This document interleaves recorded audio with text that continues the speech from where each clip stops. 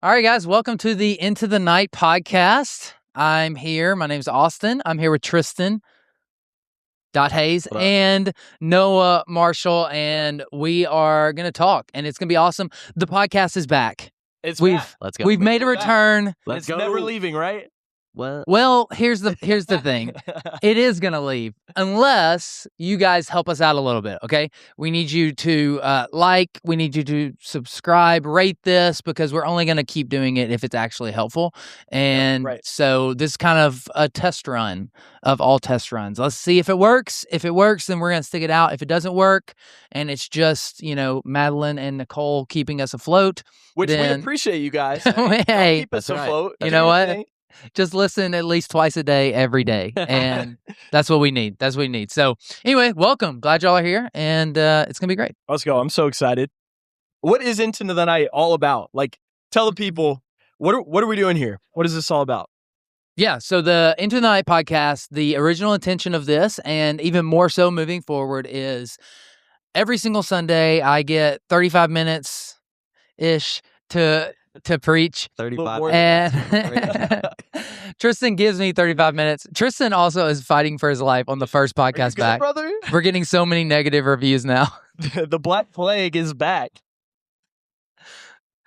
Okay, so anyway, do we stop this or do we just keep going? let's just keep rolling. Okay. Let's just keep rolling. All right, let's Tryston's go. gone. The rapture happened.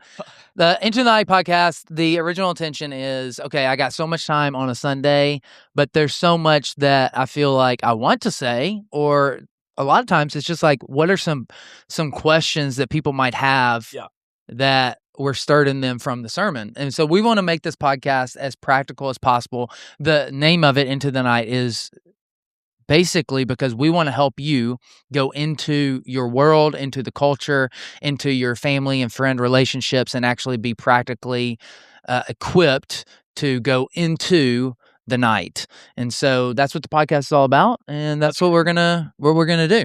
I'm excited. It's gonna be so helpful. I know there's going to be a lot of people as you're listening. You're going to hear some good stuff. I just want to encourage you, as Pastor Austin said, man, be sharing this with people. Send it to some people. Comment. Let's make this thing blow up, and hopefully we'll say some good things. Yeah, and absolutely. It'll actually help you. Yeah, that's right. But we do always want to talk about what's happening in our world, and this week was fun.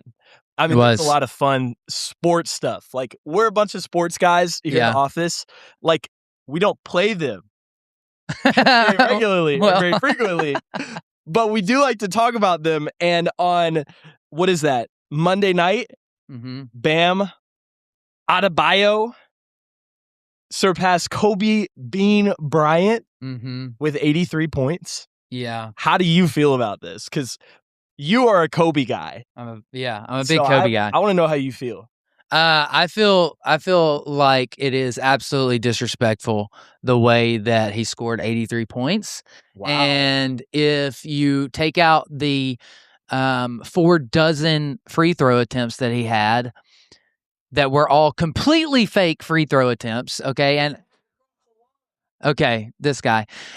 He's back. If you take out all those free throw attempts, he ended up in the 70s, the top 70 of highest scoring games of all time. Not number 2, not number 3, not number 7, not number 17, 73.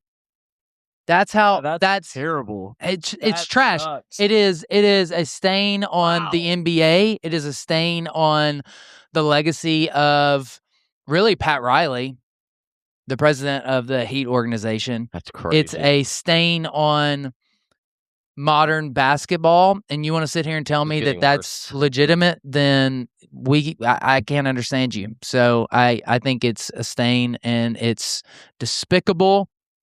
And it's great that he had 43 in the first half. That's awesome. They were keeping him in the game.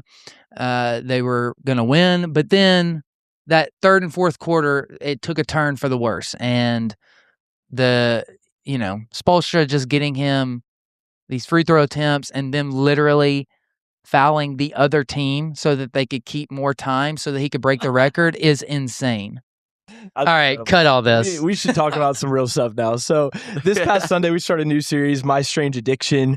Tryston, your wife Annie, she dominated that song. Crushed it, dude. Yeah, crushed it. By Billie Eilish, unbelievable. Crushed it. And I was thinking back, we love AI on our staff team. We use AI a lot for sure. And I was looking back at a picture that somebody made. I don't know who made it. I don't know who allowed this to release into the world, but someone decided to make a picture of our staff old.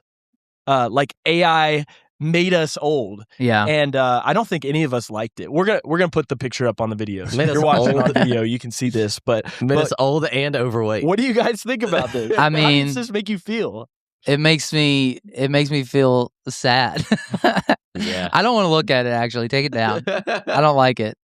I mean, it made me into an entirely different person. Whoever that dwarf is right next to me needs to get away from me, aka my wife. That's crazy. That is wild. Like, actually, that does not look like Sarah one bit. It's really bad for Noah and Sarah and Annie. I'm still tall though, which I appreciate that. Must be nice. Yeah. Because the reality is, as I get old, my back is just gonna cave in, and I'm gonna not be tall anymore. You're gonna crumble. I'm gonna crumble. That's crazy.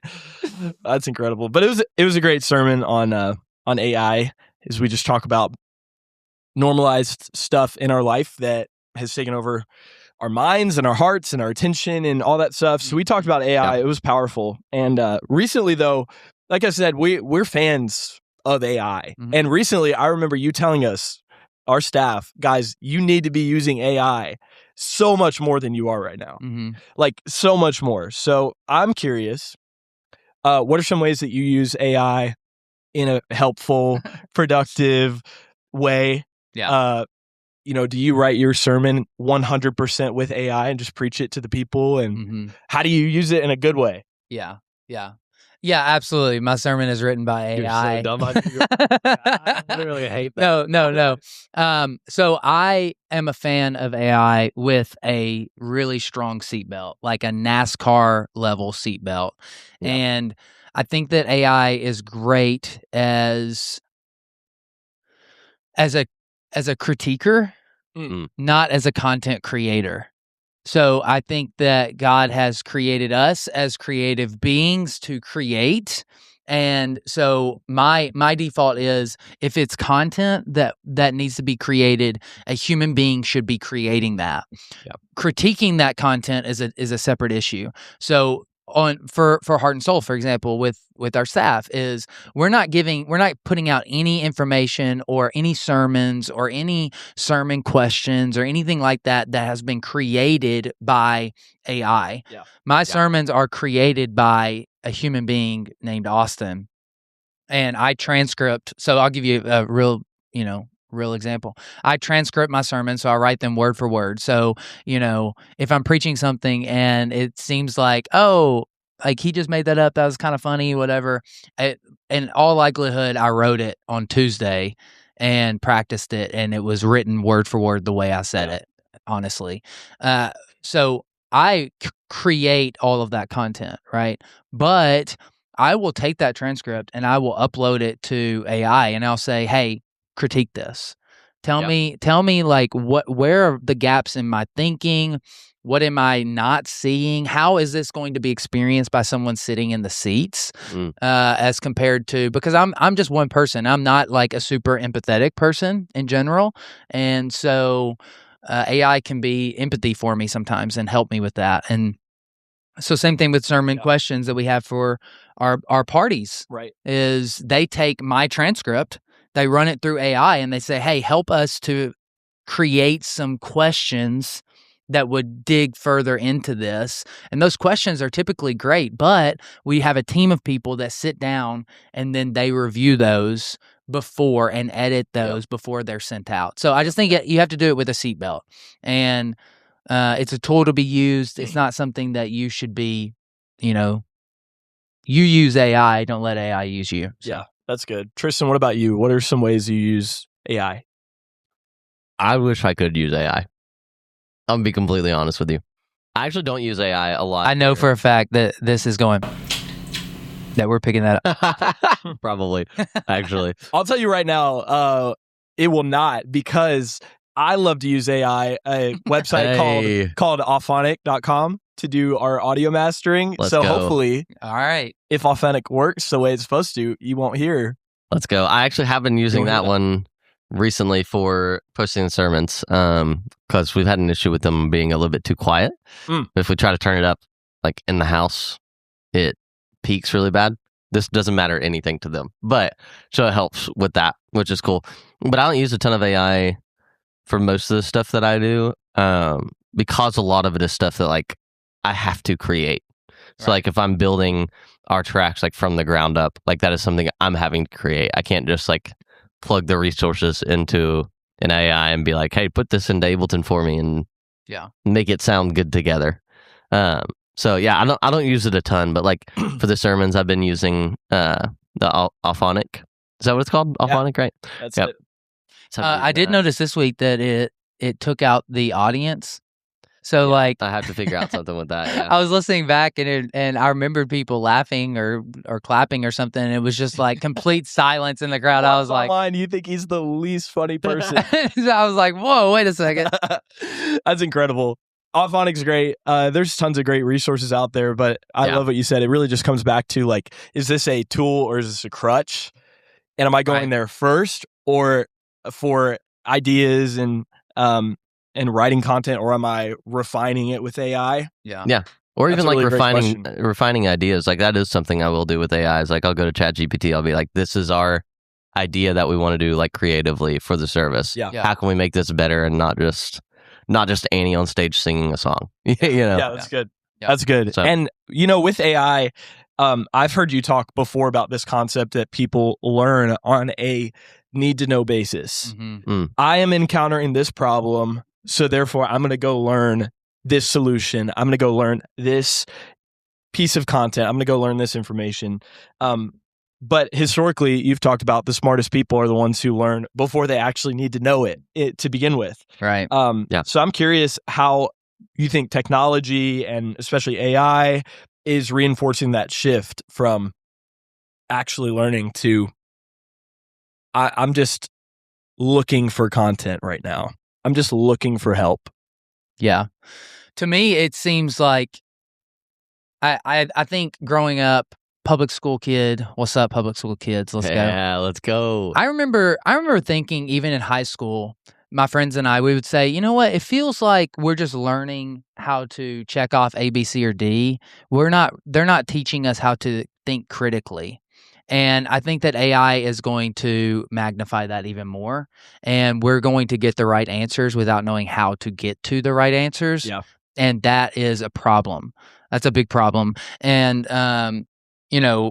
was it Benjamin Franklin said, when it's time to perform, it's too late to prepare, or something like that. So there is the whole world of you need to be learning before you need to be learning. Yeah. And it's just a tension. It's just a tension of a lot of people, they don't learn about how to change a diaper or what to do with a baby until they find out they're pregnant. And then they're like, oh, shoot, I don't know how to be a dad. Let me go get the, Dad for Dummies book. And so then they start to learn. And that's what I mean when I say people learn on a need-to-know basis. I think that you do have to challenge people and put them in positions that they're not ready for, they're not prepared for, that causes something in them to start getting more prepared for that thing and to actually step out in faith in ways they wouldn't before. But that can be true, and you need to actually prepare and learn and all those things on the front end before you actually need it. And that's wisdom. Right? We talked a lot about that on Sunday, is wisdom is just preparation before you perform in a lot of ways. Good. So, yeah, Tryston, what do you think? I think I'm coughing a lot.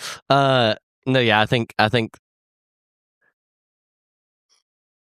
we had a big discussion about like preparation when I first got on this argument. A big argument, actually. We could just call it a fight. We could just call it that. Me and Austin had a fist fight when I first got on the staff. And we talked about the difference between like preparation and performance, you know what I mean?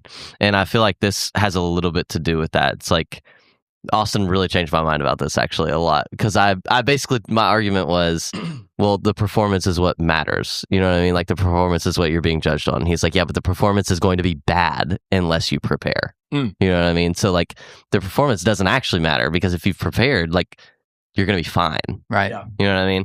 And so I think there's a little bit of that goes into this, which is like, you know, the earlier you're learning things, the earlier that you're preparing, like, it sounds stupid because you say it the same way, but the better prepared you're going to be for whatever comes up. Right. know? Yeah. Right. So yeah, it's so good. And I think about this a lot with preaching.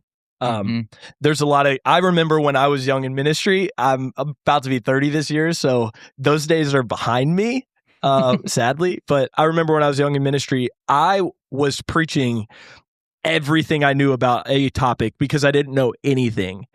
And the tension and the temptation is like, well, I'm just going to go, I need to know about, okay, I want to preach about dating. So I'm going to go learn everything that I can about dating so then I can preach about it. I'm preaching off 100%. I don't remember who said it, but they said the best thing to do is that you're preaching off 10% of what you know. You know so much more about what you're going to talk about than what you're actually going to say, because then you get to actually have a critical eye and say, what do my people need right now for this instance with this sermon? And you're able to give them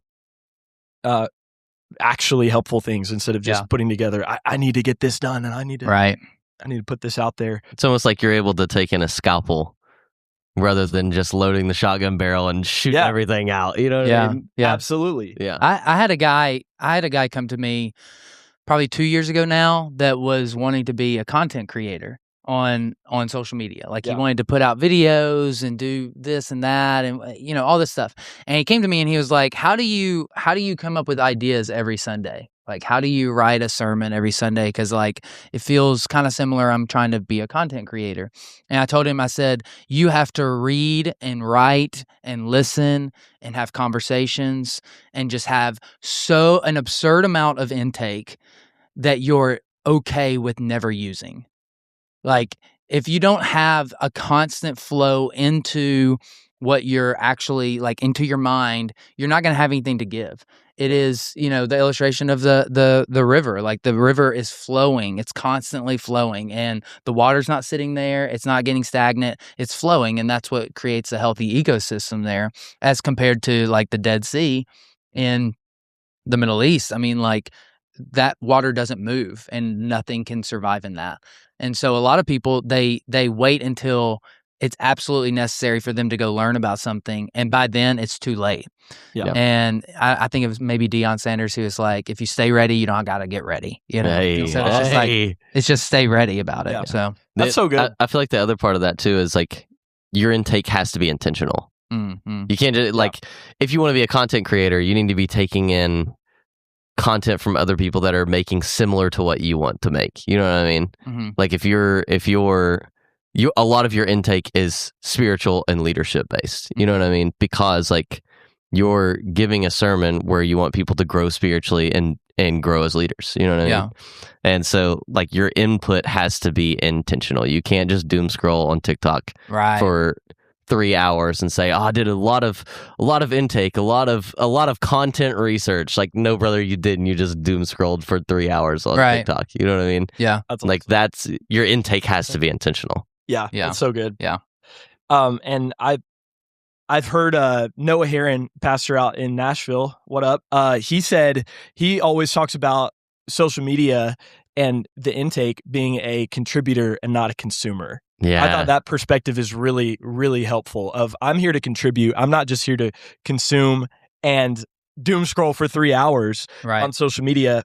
But then there is the reality. I need to be intentional to go and consume content in a way that helps me be a contributor.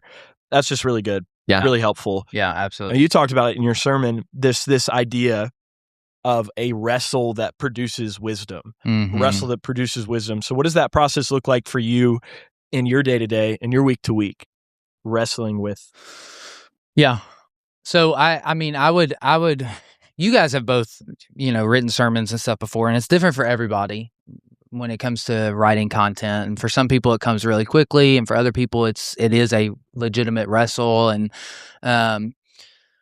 And so for me, I mean, it goes back to that what you were just talking about, the 10% is I'm constantly reading, I'm constantly writing, because if I'm not, then there's not the flow for what God wants to speak on a Sunday. So like Tryston said, I mean, I'm reading chapters of books daily. I'm writing. I have a folder on my phone, and it's just I write on Substack now, and it's like morning thoughts, but I have probably 100x the amount of morning thoughts that will actually make it on my Substack as what is in my phone. Is like I'm just constantly writing things, and it's like greasing the wheels of what you want to do. And again, 10% of it will never see the light of day. But or 90% will never see the light of day, and it's only 10% people actually see. But listening, it's having conversations with people, like calling people that do what you do that are further ahead of you is the cheat code in growth.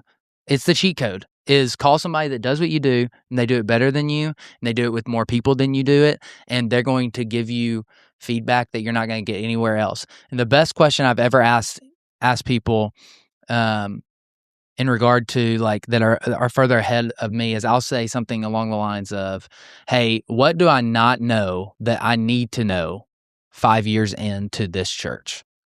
What do I not know that I need to know as a father of a 9-year-old? What, like that right there will set you up. It sets them up to be the hero. Everybody wants to be a hero, and it sets them up to actually answer a question that's going to actually be helpful to you. So yeah. We talk a lot about like or I've given the book Still Like an Artist to everyone on staff and our coordinators, and that book made a big impact on my life too.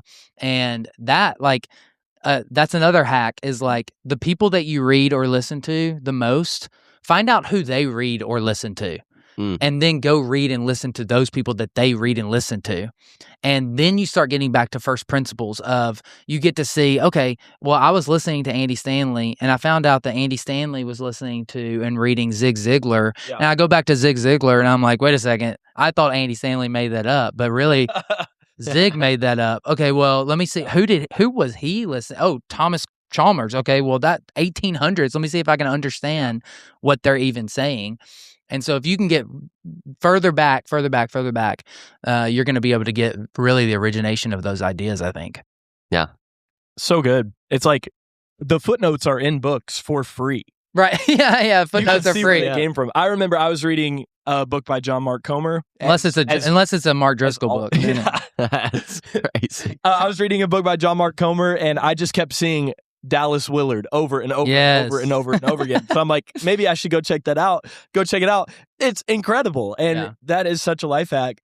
Way to learn. I love John Mark Comer, and most of his books are curated quotes of Dallas Willard. Dude, that's most of everything I say is Dallas Willard. There you go. You got to do it. You got to do it. Incredible. So in the sermon, you talked about Saul and how he, even though he had outlawed going to some of these mediums to try to get an answer, he had hit a wall. He needed an answer.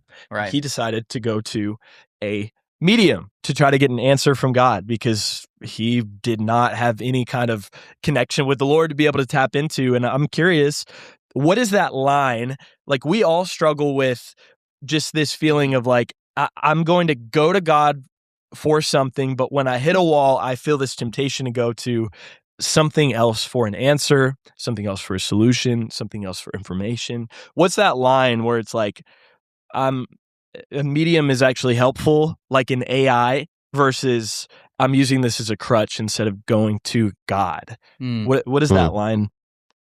How do you process that? Tryston?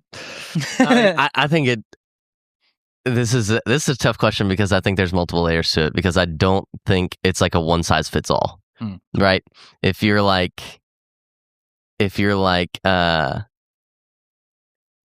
praying like, Lord, help me stop drinking. Like, I'm a severe alcoholic, I want to stop drinking, and you feel like the Lord hasn't taken that temptation from you. The best thing to do is probably not to go to the bar with your friends and then talk about how you're trying not to drink. Like, a better solution to that is maybe to go to an AA meeting. You know what I mean? Yeah. Like, I don't think it's bad to take action, but again, it depends on what is that action. Like, in the context of that scripture, like, he had literally outlawed mediums. He's literally going basically to talk to demons. Like, let's just be honest about what he was doing, instead of just waiting for an answer from the Lord. Like, that bad idea. Like, he could have gone to the church house and like found a priest and like had the priest pray over him. Like, he could have done a bunch of different things. You know what I mean? Like, there's so many other options that he had, and he was like, witchcraft. Actually, that's let me go to the crystal lady. Let me go to the crystal lady, and all of my stuff will be figured out. So I just think it's not quite one size fits all, because I don't think action is the problem. I think it was the type of action that he took. Yeah. And also the whole idea of waiting. A lot of this is waiting. Yeah. A lot of it is waiting. A lot of wisdom comes from waiting. Yep. And what do you read in Isaiah? Those who wait upon the Lord will rise up on wings like eagles. Yeah. It is restorative to wait. Yeah. God is working even while you're waiting. So it might not feel like God is answering all of your questions or all of your wants or desires or needs, and it feels like God has forsaken you. And often I think that all of us get there. We just don't speak it out loud. Yeah. It might feel that way, but God is always working in the background, and we don't think as God thinks, we don't see as God sees, we don't understand as God understands. But looking back, we always have 20/20 vision, and you can see, thank God that girl broke up with me. Thank God I didn't get that job. Thank God we didn't move to that city, because now you can see, looking in reverse, that God was working while you were waiting. And if you're not careful, you will run to an AI or an oracle or a psychic or a sage or a witch doctor. Like, you will actually run to some of these things that promise you solutions in the moment, and they will mess you up over months and years and decades. And so don't be afraid of the wait. Yeah. The waiting room is not wasted. That you know, it's like going to the doctor. You're sitting in the waiting room, but they're preparing the actual operation room or the doctor's room for you in the moment. So you don't want to go to that room if it's not prepared. If it's still got blood all over the room from the last patient, you don't want to go to that room. Mm-mm. You want them to prepare it for you. So sit down in the presence of your enemies at the table the Lord has prepared for you, and let God work. And wait. Now, that's much easier said than done. Yeah. That's much easier said than done. But if you can learn to change the perspective and see, like, hey, you know what, God, I actually can believe that God is working in this moment, then I do believe that you'll rise up on wings like eagles, and you'll find restoration in that. So I mean, waiting is still an action. Like I was saying earlier, like, actions aren't bad. Like, it really is. And that sounds like counterintuitive, but it's the same way, like, that a rest in music, because music just makes sense to me. It's the same way that rest in music, like, it isn't just thinkless, and it isn't just waiting. Like, it is an action. You have to actively think about the fact that there's a rest coming up. I got to stop singing. Yeah. Actually. And like, I think that's the same way with waiting and with rest in life, is like, a lot of times it's not just turning your brain off and being like, all right, I'm going to sit here. Yeah. Like, it is an action that you have to do. I mean, it's an action of subtraction. Yeah. Of, if you're going to work out, you need to rest between sets, or you're not going to get as good of a workout as you could. Yep. I mean, it even goes back to the spiritual discipline of silence, of solitude. Yep. It feels like it's wasted time, but it's not wasted time when you can quiet your soul in the presence of the Lord, that you're waiting on him, and it is active. You're so right on that. That's so good. And I would say, I think from my experience, I've seen a lot of people go to, even myself, go to AI or other people or the internet, because I know what God's calling me to do, and I don't want to do it. I want an alternative that feels better to me. And if I can just talk to enough people, then I can make it make sense to myself that I'm actually operating in wisdom, because I've asked 7 different people, and they've all said, "Oh, girl, oh yeah, you should definitely text him." No, you probably should not. You probably should leave. Yeah. You're just talking to 7 people that are going to say exactly what you want to hear, instead of just going to God and waiting and listening. And even when you don't like it, doing it anyway. Yeah. And that's another good reason why you need people in your life that you can trust that care about you more than they care about what you feel about them. Is I had a guy say to me one time, he said, "Do you want me to give you my advice or do you want me to agree with you?"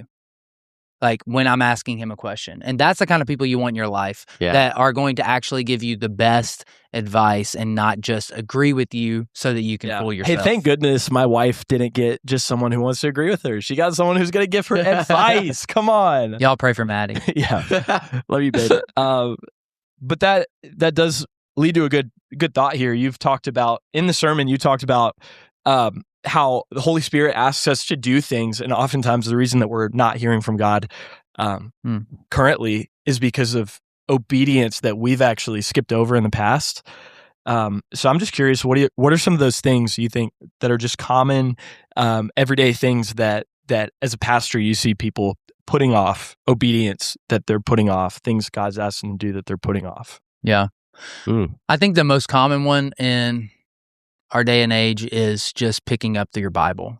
It's just reading the Bible.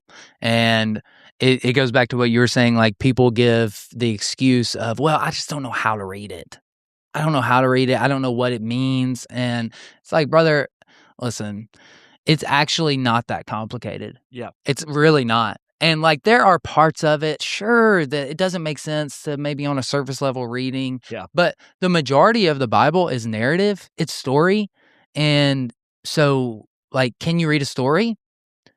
Do you watch the Avengers movies?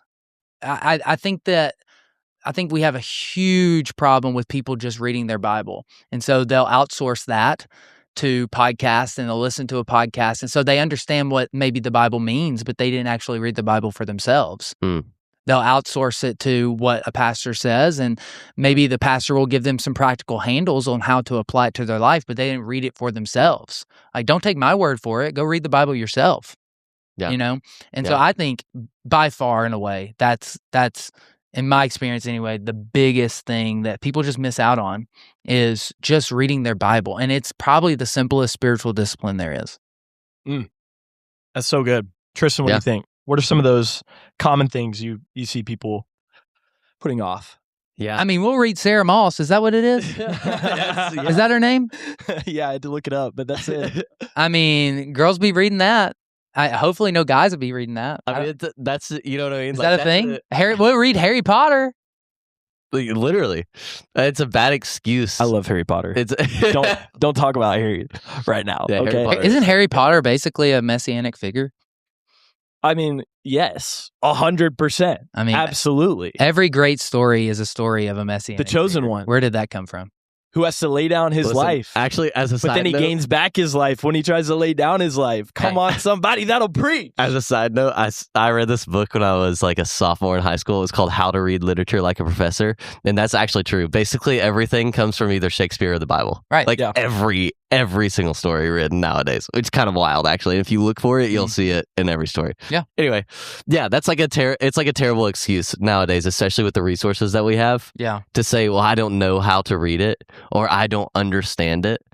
Like talking about AI, like you can read something and then you can ask ChatGPT, hey, in the context of the time, what is this verse like trying to say? Now you need to check with like very strong seatbelt on that one. Very strong seatbelt on it. I'm using that just as an example because we're talking about AI, but like in reality, there are like 20 different commentaries that you can go read about basically every verse in the Bible.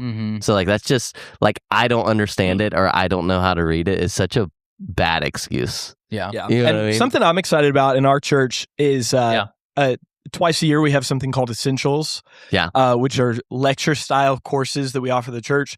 A brand new one this time is How to Read the Bible. Let's go. We've heard people say, I don't know how to read the Bible. Yep. And so we want to do something about it. Come on. And give you some tools. So if you're sitting here today and you've not cracked open your Bible more than once or twice this past week, your action step better be get signed up for that course because it's going to help you feel confident to approach the scriptures and feel like, hey, I can actually do this. Yeah. And they're gonna help you learn some tools. Absolutely. But Pastor Austin, I'm curious. There are moments, even as a leader, where you feel that, we all feel that, just hesitancy to act on what God has told us to do. So I'm curious if there's been a moment where maybe it felt risky, felt uncomfortable, or where you felt like, hey, God is saying this, but I'm just not sure. Yeah, I mean, there's so many examples. Moving to this building, going to 3 services, when we first went to 2 services, starting this church. The biggest one is probably when the pandemic hit, though. And Sarah and I've told this story so many times, but bear with me. We moved here March 1st of 2020 with a 3-year-old and a 1-month-old. And my parents dropped us off with all the stuff that we had bought from the sale of our house for the church. And they said, hey, you know what? Good luck. You got this. President Trump came on the screen on March 15th and was like, it's over. And I was like, oh, it's over. You can't start a church in this. And I legitimately thought, and we were recommended by really smart people. They were like, hey, y'all should probably wait, our original date was September 2020. Why don't y'all wait until 2021 of January, January 21, and maybe September 21, whatever. And Sarah came to me and she was like, hey, Austin, if you feel like God has called you to do this, God called us to move here and God called us to start this brand new church at this time, He chose us for such a time as this. And there are people that are quite literally dying and going to hell at a higher clip than we've seen in our lifetime. So if there is a need for a church that's going to be centered on reaching people and filling heaven, it's now more than ever before. Wow. Yeah. And that was kind of the kick in the pants from the Holy Sarah that I needed to say, hey, you know what? Yeah, we need to actually do this, even though it's difficult, even though it's hard, even though it's risky and scary. And I think that God will give you opportunities like that all throughout your life and give you chances to risk. And you should take him up on them more often, I think. I think people should take him up on those more often. I mean, Peter got out of the boat and walked on water. He sunk, but no other disciple walked on water for 2 steps, True. And he had every excuse in the world not to do it. I'm not from a water walking family. My mom wasn't a water walker. My dad wasn't a water walker. But that doesn't matter. God and Jesus asked him to step out. And so I think God's asking everyone that's watching this too, like to step out in some way, to start to serve other people, to reach out, to invite a friend to church, to share your faith with your friends that do not know Jesus, to invite someone. I had someone talk to me this past Sunday. They brought somebody to church with them that had never stepped foot in a church before. And they invited them not just to church, they invited them to lunch, which you should invite people not to church, invite them to lunch. And they went to lunch afterwards, and she had 100 questions about what in the world was happening there. You know what that opens the door towards? It opens the door for you to personally share your faith, why you believe what you believe, with somebody else. That doesn't know Jesus. Come on. Asking questions like, why were there people down there knelt down right before the stage? Because they don't know it's an altar. It's a stage to them. Well, man, you know what? The production quality was really high. Like, what is that all about? Well, actually, we do that because we are not worshiping anyone here. We're not singing to anyone here. We believe that our excellence honors God, and we're not singing to any person. We're singing to God. So we think our best should be brought forth. So it gives you a lot of opportunity there. Yeah, that's powerful. And I think that's a great way to end today's podcast. Just thinking about, God, what are those steps that you're calling me to take? And maybe this week, let's not reach out. Let's not ask people. Let's not look at AI. Let's just take God on his word and just say yes. Yeah. That's powerful. I love that. Absolutely. It's powerful. Well, we're grateful for you guys joining us on Into the Night. Episode 1. Let's go. 001. 001. Wow, that implies there's going to be triple digits at some point. It does. If y'all like, rate, review, comment, all the things. I can't wait till we get to 777. Come on. That one's going to 666. Oh, no. Wait, it comes before 777. Wait, actually, no, we won't skip it. We'll just talk about hell. We talk about how Jesus owns the keys, baby. Hey. God, let's go. That's the End Times podcast. Yeah. We will see you next week right here for the Into the Night podcast. Free audio post-production by alphonic.com.